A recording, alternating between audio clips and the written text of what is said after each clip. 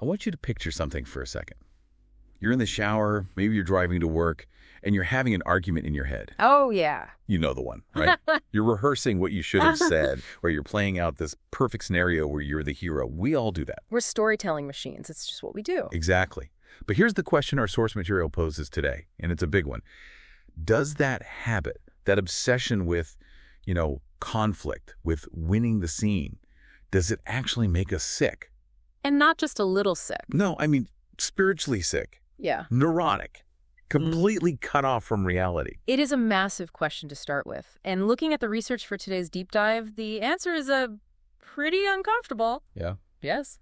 We are looking at this fascinating document called Drama, Eastern Man. And I want to be clear right away, this is not a theater class. Not at all. If you think we're just going to talk about stage directions, think again. This is a deep dive, a comparative teardown of Western versus Eastern psychology, philosophy. The whole human experience, really, through this lens of drama. Right.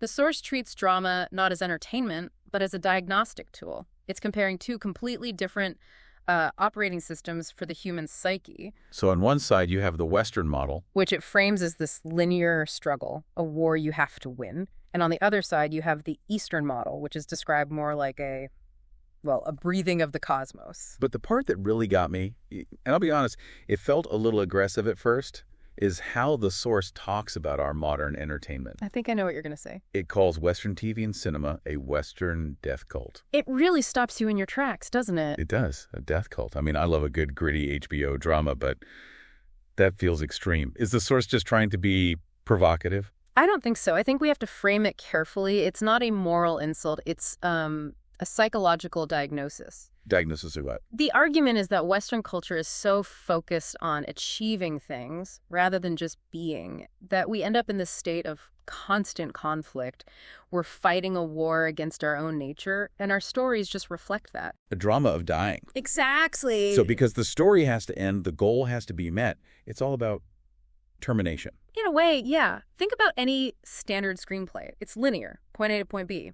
A protagonist wants something and they have to fight to get it. It's a struggle. And that mirrors how we're told to view life. As a problem to be solved. Or a battle to be won. Versus the Eastern view, which we'll get to, where life is. Yeah. What? A dance? A cycle, a breath. But before we get there, we have to really understand the sickness. The source defines Western drama very specifically as a struggle between forceful contraries. Dualism. Good versus evil. Me versus you. The bigger the contrast, the bigger the emotional hit. I mean, that's screenwriting 101. If two characters agree on everything, you don't have a scene. You need conflict. You need friction. Precisely. We crave it. But the source argues that this version of drama is actually really thin. It calls it intellectual and persona drama. And that word persona is doing a lot of work there. Okay, so this is Jungian psychology, right? The persona is the mask. Yeah, correct. The Greek persona was literally the mask an actor wore. In psychology, it's the outer surface of the ego. It's the you that you present to your boss, to your neighbors, to social media. It's who we pretend to be. To survive, yeah. So the argument is that our stories, and maybe our lives, are just masks bumping into other masks. We're not seeing what's really underneath. That's a bit bleak. And this is where the source brings in Lados Egri. Now, anyone who's been through a screenwriting workshop knows that name. He wrote The Art of Dramatic Writing. The checklist guy. The checklist guy, yes. The 3 dimensions of character. Physical, social, and psychological. That's it. It's a laundry list. Yeah. He's tall. He's a banker. He hates his dad. Boom. You have a character. It feels very scientific. Oh, there's a catch. A huge catch. The source makes this brutal point. That which you cannot recognize, you cannot write. Meaning what? Meaning, even with that perfect checklist, if a writer hasn't recognized those qualities, the shadow, the complexes, the spiritual side, in their own self, they can't write a real character. They're just building a very sophisticated mask. Wow. So our stories are hollow because we're hollow. Or at least because we haven't done the internal work. We're just moving puppets around. And that's what leads back to the death cult idea. That's separation from our deeper self. Yes. Because we're cut off, we feel this void. So our art, our movies, our TV shows, they become a theater of chaos and shadow. We get obsessed with the negative because we're trying to process the sickness we feel inside. It's exhausting just hearing it described. There's this quote, Western man has to aim all the time fixed on the idea of achieving or conquering. It makes life feel like a siege. Tremendous pressure. If life is a war, you're always under threat. You can't relax because the ending hasn't happened. You haven't won yet. And if you're not winning, you're losing. Right. Okay, so let's pivot. Because if the Western model is a straight line into a brick wall of stress, the Source offers a completely different shape. It is. If the West is a line, the East is a circle. Or maybe a spiral. The Source calls it the breathing of the cosmos. Which sounds very poetic. What does it mean in practice? It means everything comes and goes. Creation, preservation, destruction, and then creation all over again. There isn't this desperate war against reality itself. You're not trying to conquer the world. You're trying to understand your place in the cycle. And the visual they use for this is the yantra, the Sri Chakra yantra. For anyone listening, just picture a really complex diagram, interlocking triangles, circles, a square, like a mandala. It's beautiful, but the Source calls it a mechanism. It's not just art. It's a model of the cosmos and the psyche. It's a map of how everything works. So let's walk through that map. It has 4 gates or petals. Right. And they represent different ways of being. You have the East Gate, that's mantras, wind, spirit. Yeah. Then the South Gate is bhakti devotion, trust, the path of love. And the West. The West is rituals, actions, the mechanics of life, and the North is the path of wisdom. Plus, you have up and down dimensions. It's not flat. But the most important part seems to be the very center, the bindu. The bindu is fascinating. It's the point from which the whole cosmos emerges and to which it all returns. And the Source compares this ancient idea to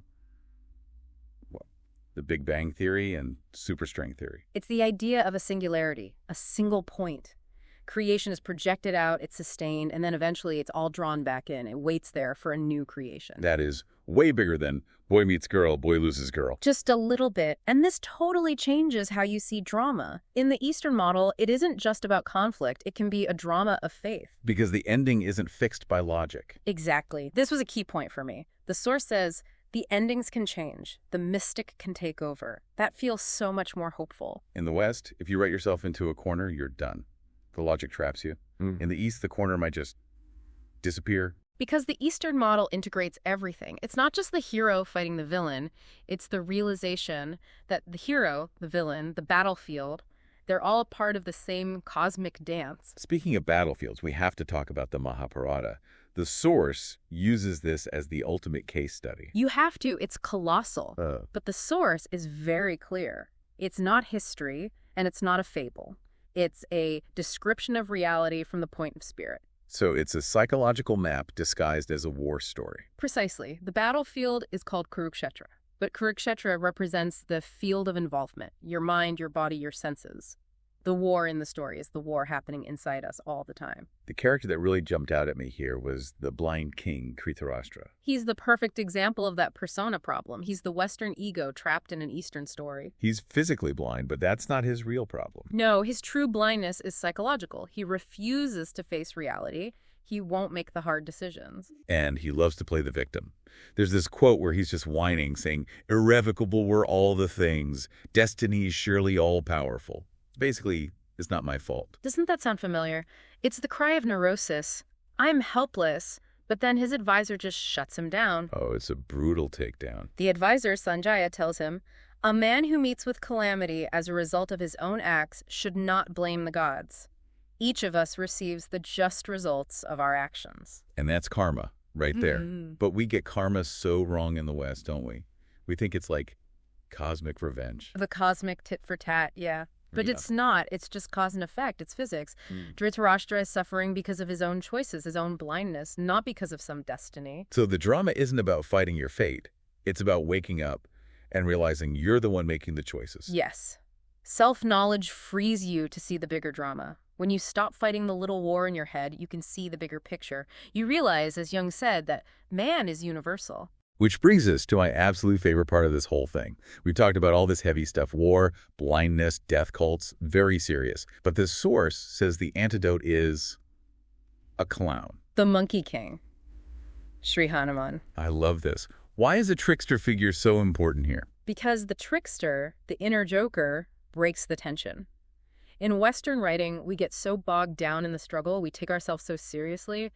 The Source calls it pathetic seriousness. Pathetic seriousness. Ouch.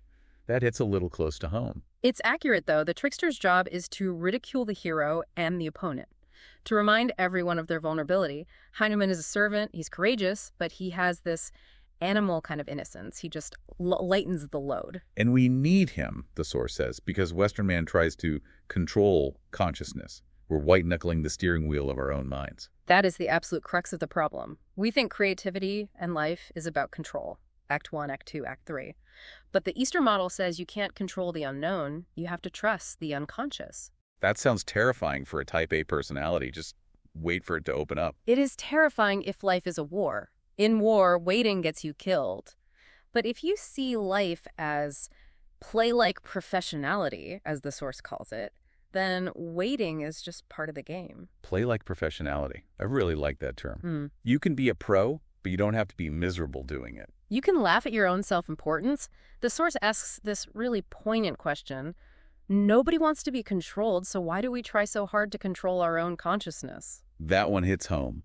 We fight for freedom out in the world, but inside our own heads, we're running a dictatorship. And that dictatorship kills creativity. It blocks the mystic from getting into the story. If you script every single beat of your life, you leave no room for a miracle. No room for the Monkey King to show up and mess things up in a good way. So the cure for the Western death cult is to lighten up, to let the trickster in. In a way, yes, it's about integration.